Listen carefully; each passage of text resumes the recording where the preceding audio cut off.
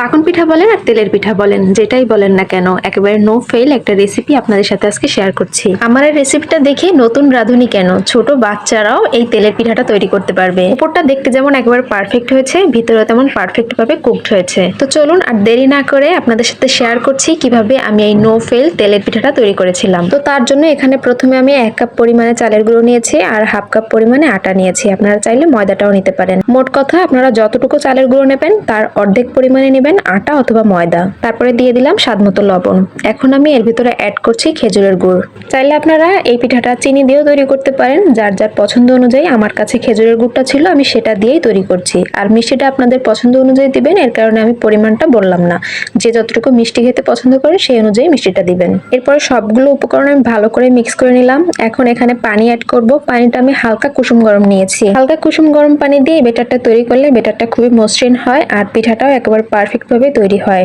এক কথায় ফেল হওয়ার কোনো চান্সই থাকে না। এই তেলের পিঠা পারফেক্ট ভাবে তৈরি করার আরো একটা হিডেন টিপস হচ্ছে, আপনি যখন এই বেটারটা তৈরি করবেন তখন প্রতিবারই অল্প পরিমাণে পানি অ্যাড করবেন আর সাথে বেটারটাকে ভালো করে মথে নেবেন। আপনি যত ভালো করে বেটারটাকে মথে মথে মসৃণ করতে পারবেন আপনার পিঠাটা ততটাই পারফেক্ট হবে। তো যাই হোক, আমি প্রতিবারই অল্প পরিমাণে পানি অ্যাড করছি আর বেটারটাকে ভালো করে মথে তারপরে গুলিয়ে নিচ্ছি।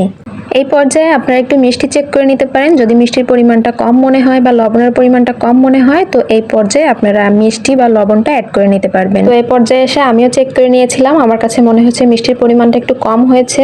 তো এখানে আমি আবার একটু পরিমাণ মতো গুড় অ্যাড করে দিলাম।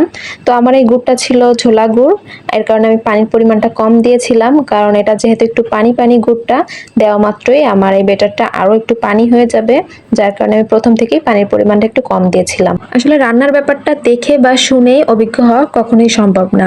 আপনি জাস্ট রান্নার ব্যাপারে যত ধরনের টিপস এন্ড ট্রিক্স আছে সেগুলো যদি জানতে পারেন তাহলে রান্না করতে করতে আপনি এমনিতেই অভিজ্ঞ হয়ে যাবেন। তো এই তো কথা বলতে বলতে আমার পিঠার বেটারটাও তৈরি হয়ে গেছে।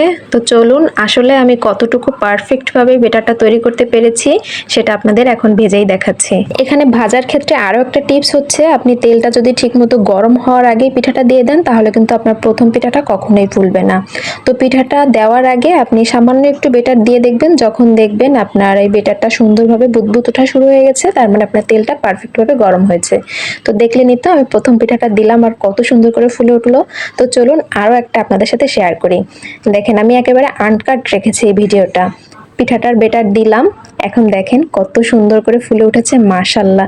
দেখেই একেবারে মন ভরে যাচ্ছিল যে পিঠাগুলো এত সুন্দর করে ফুলে উঠছিল। তো যাই হোক, তেলের পিঠার নো ফেল রেসিপিটা তো আপনাদের সাথে আমি ফার্স্ট থেকে লাস্ট পর্যন্ত শেয়ার করলাম। দেখলেনই তো এটা আসলে একটা নো ফেল রেসিপি। আর এই রেসিপিটা ফলো করে আপনারা যদি এই তেলের পিঠাটা তৈরি করেন তাহলে কিন্তু 2-3 দিন পর্যন্ত রেখে খেতে পারবেন, একটুও শক্ত হবে না, একেবারে প্রথম দিনের মতোই নরম থাকবে।